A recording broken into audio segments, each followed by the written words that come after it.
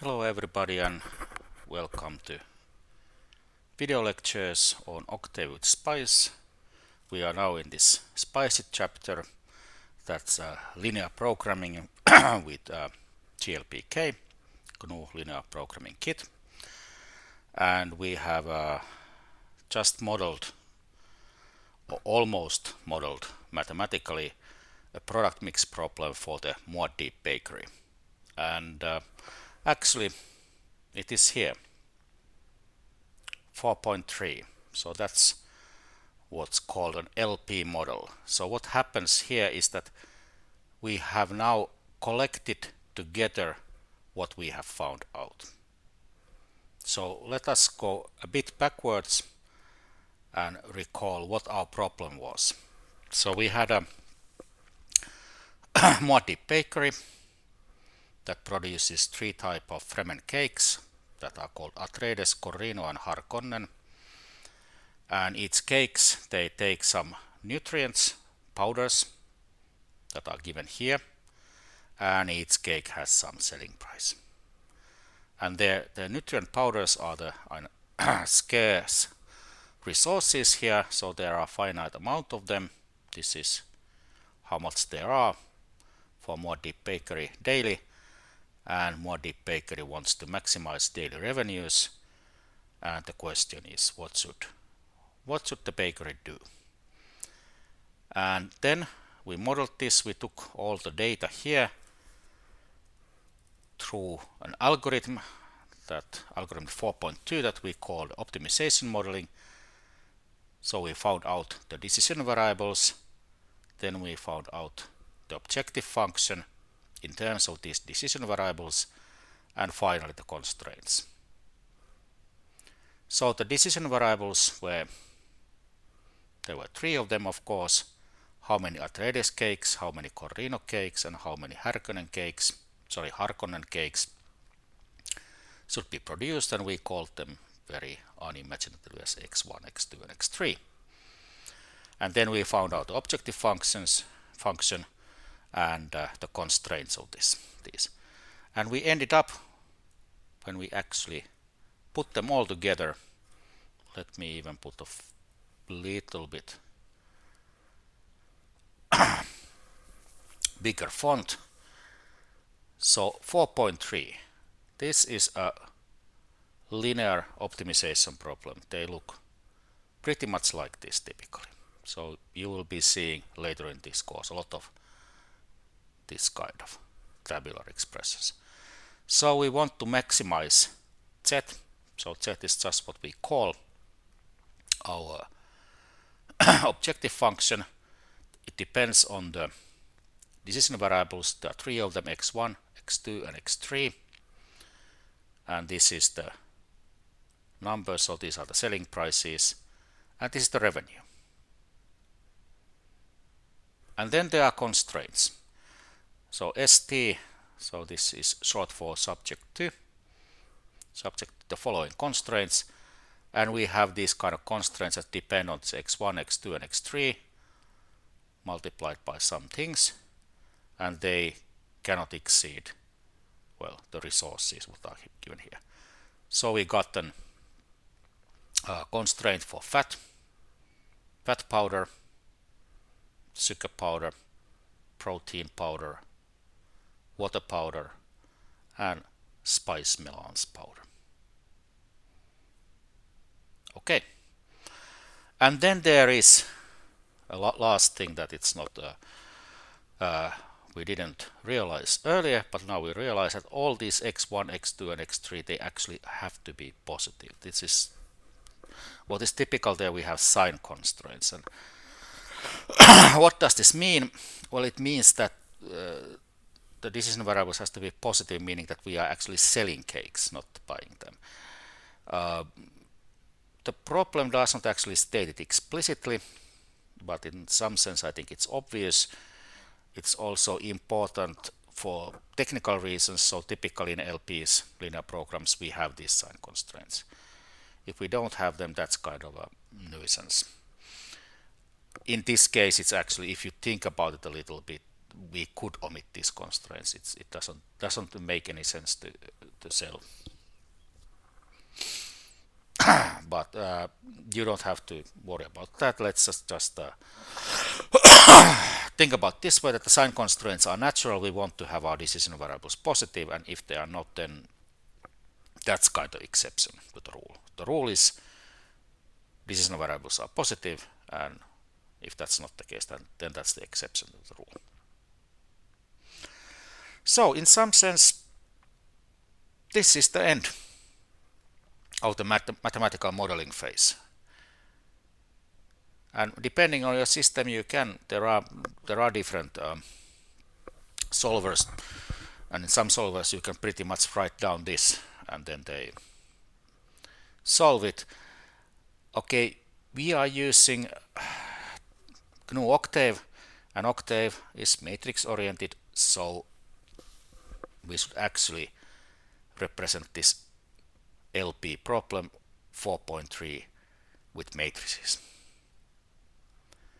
But that's actually very easy. I mean, already if you look at it, it's a kind of some kind of table. It's a tabular representation for it, and tables and matrices obviously go very well hand in hand. So how can we write this thing here as a matrix equation, basically with matrices? And well, x1, x2, and x3 are obviously the decision variables, so let's call them x. So x is a column vector of x1, x2, and x3. And then what do we have here? So obviously the revenue here, this is slightly different, this first row, than the rest of the block.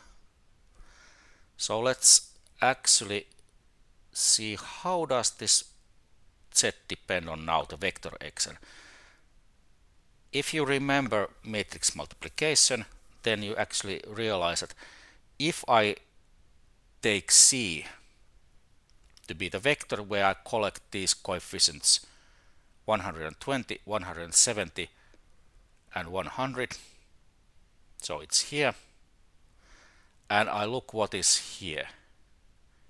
So this thing here is, sorry about the painting, I try to paint, I cannot do it. So this here 120 times x1 plus 170 times x2 plus 100 x3, this is nothing but the vector c times the vector x, or actually the inner product. And how do you make the inner product? Okay, the c is now a column vector, so actually it has to be a row vector. So let's transpose again. So z equals c prime x. This is what happens here is the same as this line here, of course, without the max. That's just simple linear algebra. Very convenient that it works this way, by the way. Okay, and of course C somehow, well, not somehow, it exactly defines the objective function z as a function of x, like this. So we can identify the objective function with the profit or revenue vector C. Nice. So that's the first component here. What is the second component? And this is maybe the most complicated one, I'm not sure. There's somehow this block here. What does it tell us? It somehow tells us what is the technology we are using, if you like. Now we have to take the word technology in a very wide sense. It somehow tells us in each cake how much they take different nutrients or different powders, so fat powder, sugar powder, protein powder, water powder, and spice powder. And what is here the data? The data is these numbers. So let's forget these x1, x2, and x3 in a sense, because they are related to the columns, so somehow they are coded there. So if I just collect these numbers here to a matrix, let's call this matrix A, why not? So this is what happens here. So this is the A. And this is actually in this business typically called technology matrix. So the technology matrix A tells us what kind of technology we are using, how do we, well, transform our powders into cakes. Yes. So let's go back there. So the technology matrix comes from this row, and this row. It's the ingredient matrix in this case, if you like, the powder matrix. The main point is that, that we are separating this stuff from this stuff. So at this point we don't care how much do we have these resources or powders. It's just how we use the powders to make cakes. That's the technology matrix here, A. So now we have identified from this LP here the profit or the selling or the objective. So vector C here, and then our available technology, also how we turn nutrient powders into cakes, so that the numbers here. Well, what is left is the numbers here. So what are these? Well, obviously these are the resources. So how much do we have? Fat, sugar, protein, water, and spice. And in this business, okay, let's call it C. Sorry, B. Okay. Why this is called C, why this is called A, and why this is called B? Well, they could be called, of course, anything you like, but this is the most common common letters used, so I used this. So that's here. So B is this vector. Again, let's make it a column vector, and that tells the number of available resources.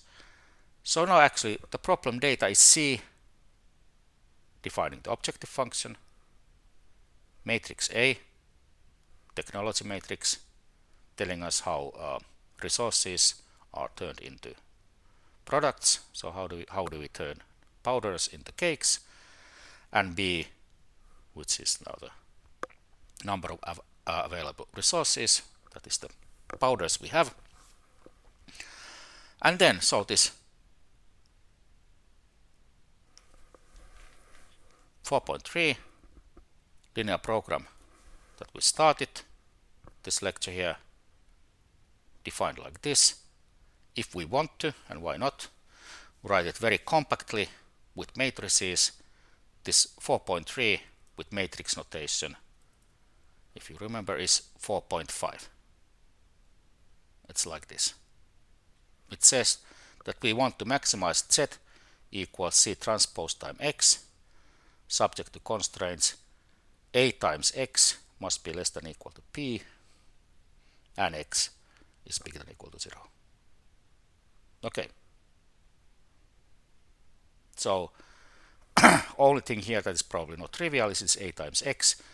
But what is A times X? When X is just a symbol, vector of x1, x2, x3, then this times, if you just do the matrix multiplication or matrix time vector here, here x1, x2, and x3, and do the multiplication, then you will get a vector like this. Well, that's just formally how it happens. So again, you see that the matrix multiplication is why it's defined in a funny way like this. Well, it's defined that way so that it corresponds exactly to this thing. Okay, here are inequalities. If you put the equalities, then you remember that this is the connection between matrices and matrix multiplication and the system of linear equation. Now it's not a system of linear equations, but a system of linear inequalities. But doesn't matter. And then of course this B is this vector here, and this less than equal here for the in this notation. It means that this less than equal to applies to all the rows that there are. So this is, I mean, this is formally true just because this is how we define matrix products and inequalities between vectors. All right. Now you might ask, why do we want to do it with matrices? Why don't we just stick with this? Well, many reasons, but one reason here is that now is to identify actually the C, A, and B, because these will be the ones that we will then tell Octave what they are, and Octave will then be able to solve a system like this. We will see this in next video lectures. But this video lecture and this part, let us just end this with a couple of exercises. So exercise 4.6, I call it limited Atreides part 1. And this is just to understand this modeling thing. So there is nothing to calculate here. It's just to model. Is that we assume that we basically assume that we are selling all the cakes we produce. That's implicitly there. But let's not assume that that's not the case for some reason. I don't know why. The Atreides cakes they don't have a huge demand, so maybe they are only sold to the Duke of the Atreides family, and he has ordered 100 of them, and other people don't want them, or whatever reason. So we assume that there is a limited demand for Atreides cakes. Only 100 cakes can be sold daily. If less, then less, but certainly not. If you produce 102, then the 2 cakes go to the waste. So you shouldn't do that. So you should produce at most 100 of them. So how does this change your model? So you have to model the more deep bakery problem so that this limited demand for Atreides cakes is taken into account. And little bit of hint. I mean, if you look at these constraints here, so there were the nutrient constraints. Maybe there is an additional constraint coming from this limited demand. Okay, that's the. Once you figure it out, it's not there's not much to be done, but of course you have to figure it out. What does it mean in terms of an LP? And let's have then another exercise here, 4.7. So this is Harkonnen Promise part 1. So this goes the other way around. So this is very similar to the limited Atreides, except that now let's suppose that this more deep bakery has promised to bake at least 1 Harkonnen cake each day. Not much, just 1. And what is the LP model that this model, this 4.3 that we started here, this, how does this look like now? Now we have a different constraint. So at least 1 Harkonnen cake has to be baked each day. And a small hint here, so of course this is similar to the exercise 4.6. We have an additional constraint, but now it's maybe not so that there is an upper bound here in this additional constraint. Maybe it's a lower bound. All right. So that was how you model linear programs, and the final touch was to present this solution with matrices. And now the next thing to do is to solve this. And of course, traditionally in operations research courses you would solve this by hand, but since we are now living in the year 2021, so let's believe that we have computers and let computers do the calculations. And how to tell computers the problem so that they can calculate it, this is a topic of the next video lecture. See you there. Bye bye.